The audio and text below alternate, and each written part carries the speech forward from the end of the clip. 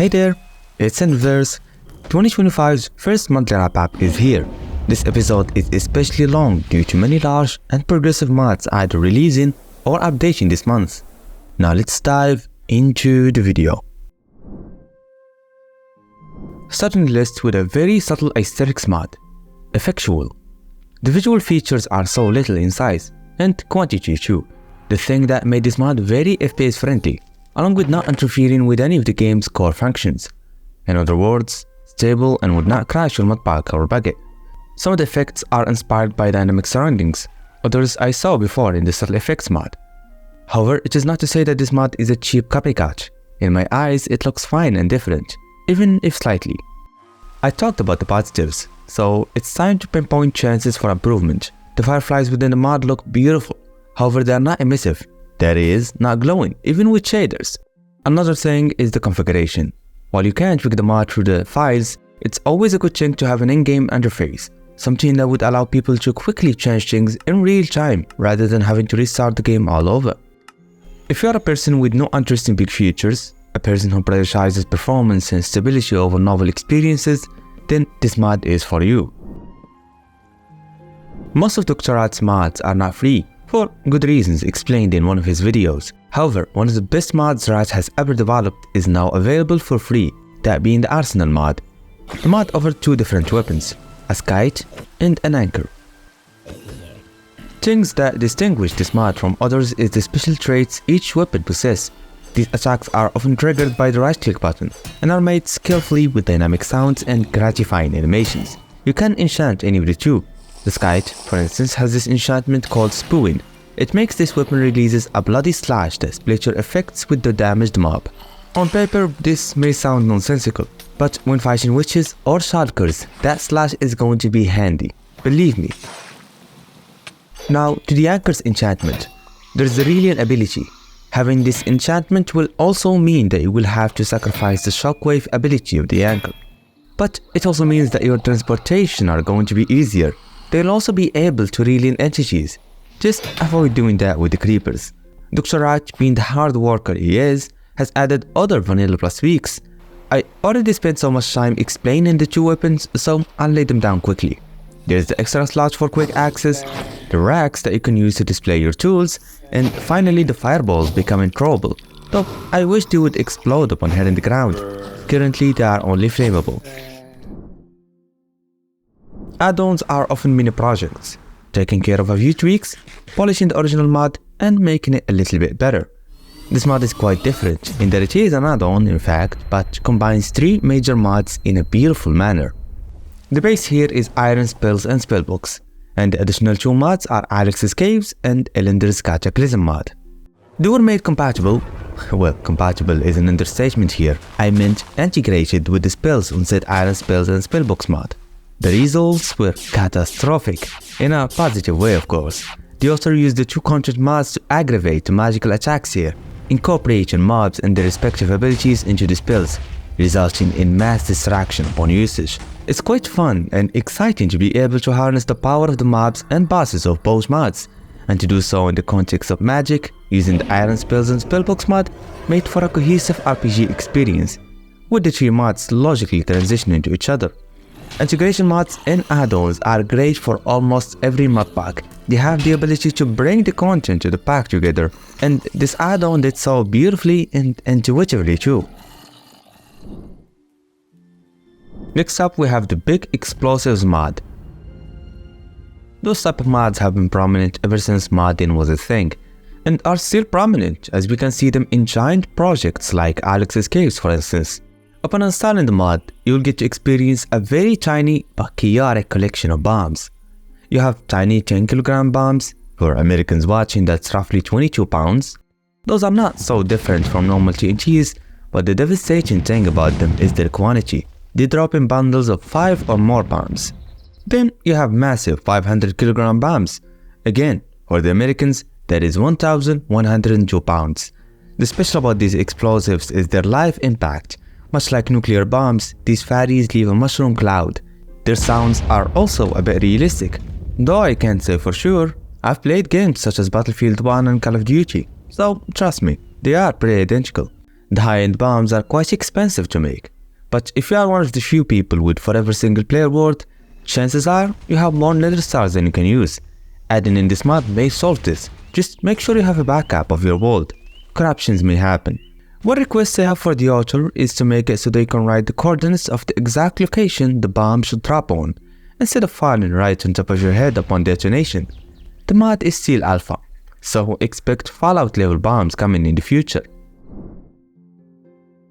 I have showcased the Aerlune RPG mod before, however the first edition that I have showcased has been discontinued. The author decided to focus their energy on this second edition, adding new mobs with better animations and including bosses that stretch beyond the clouds. The movement of the new mobs is fluid, and their models and textures are great too, having many small details that distinguishes the mob, making it unique and high quality.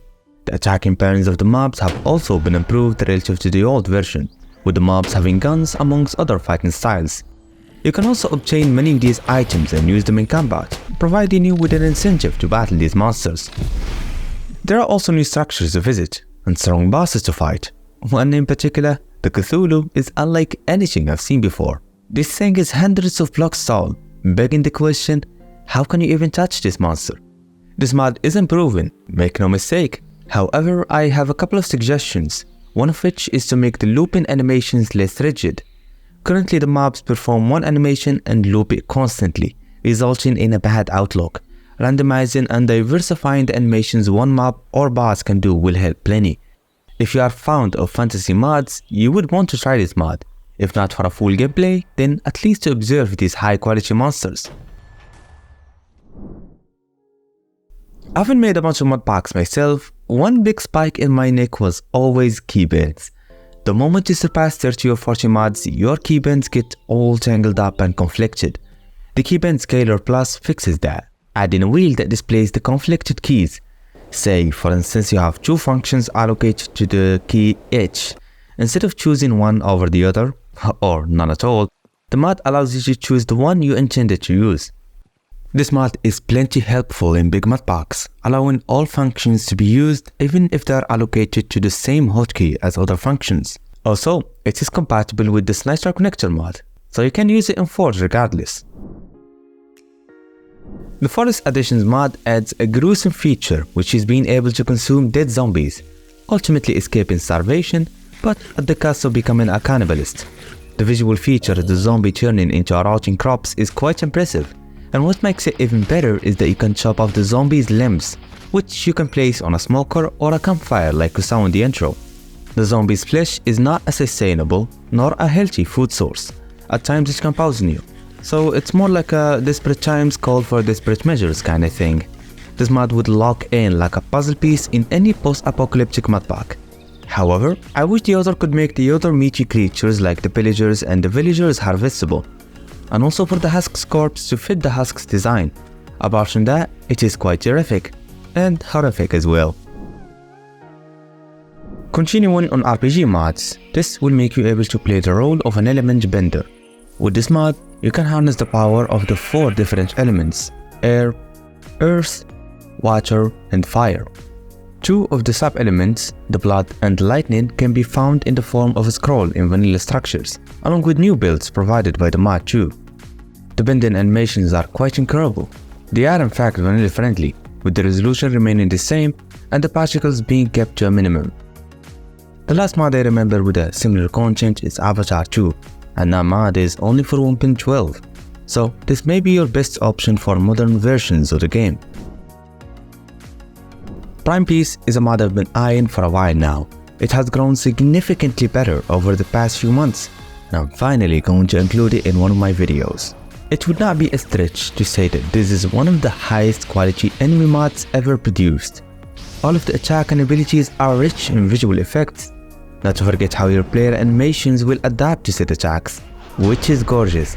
I appreciate fresh animations whenever I see them. The mod also features many characters from the show.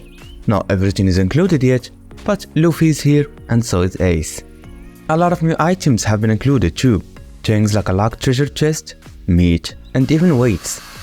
Ordinary weapons have been added too, like the flintlock, along with some legendary variants like Mihawk's sword and Whitebeard's Bicentennial. To further simulate the feeling of the show, the author decided to add clothing options and furniture pieces, giving you full freedom to design your house, your ship, as you please, along with dressing up like a pirate to fit the theme. Positives aside, the mod caused some odd FPS drops the first few seconds of loading up the world. At times, it took longer than few seconds, so if you are the author watching this, please investigate this problem. One additional request is to fix the behaviors of the NPCs. Some supposed enemies become chill with each other for some reason.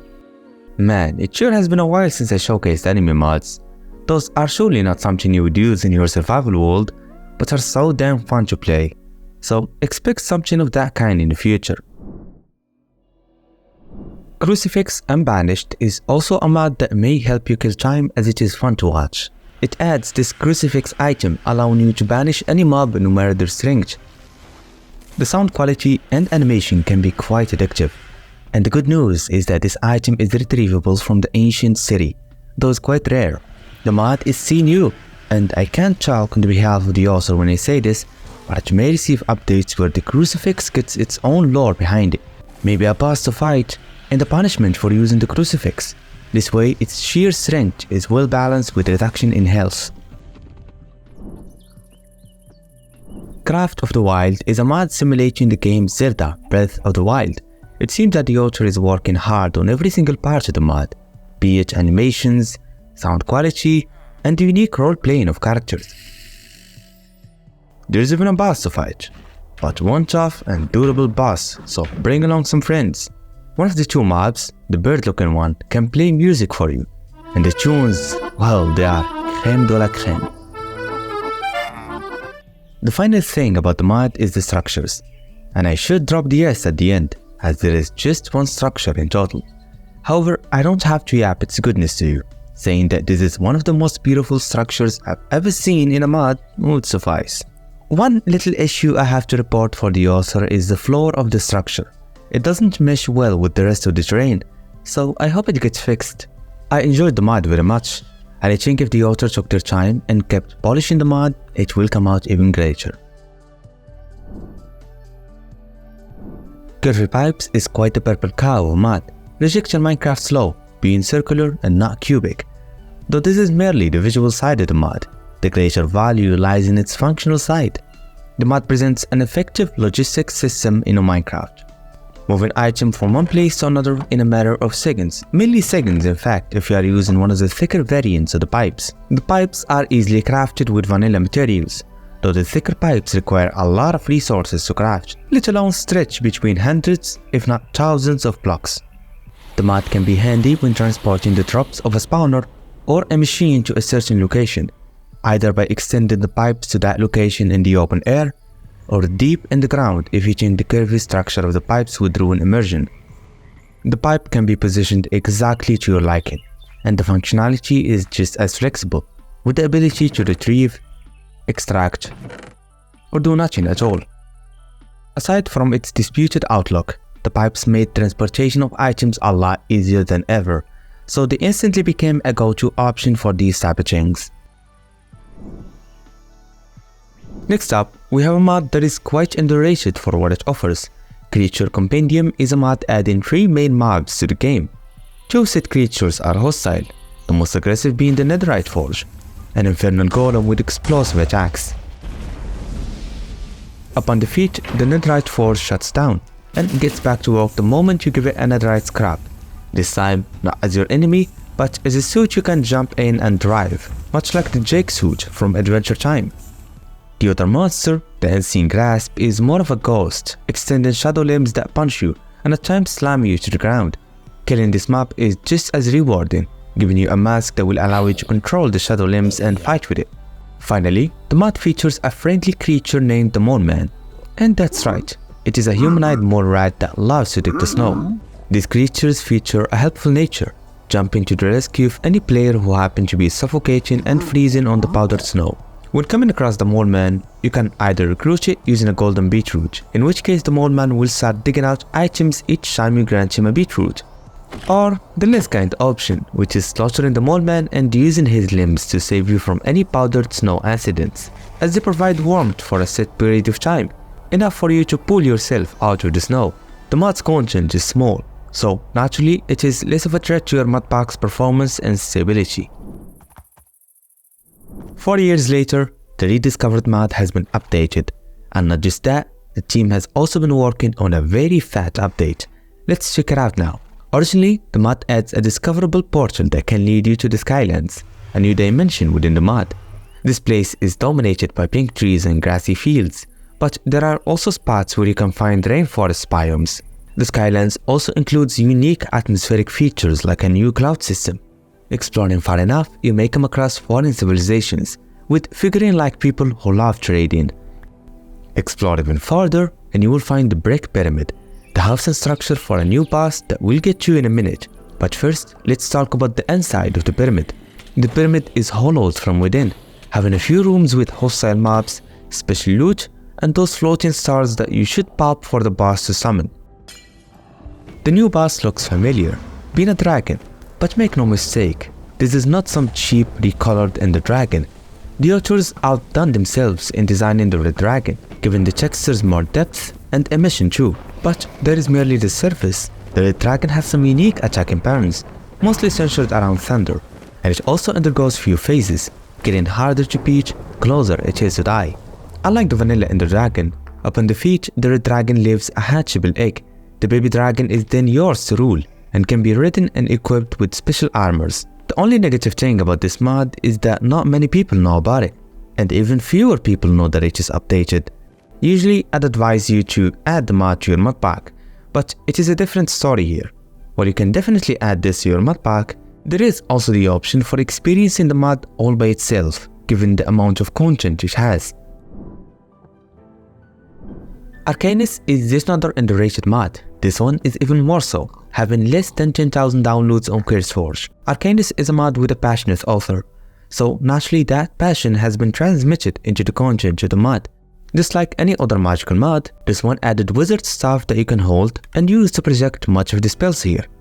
The author even designed a custom animation for it, and a neat visual effect too.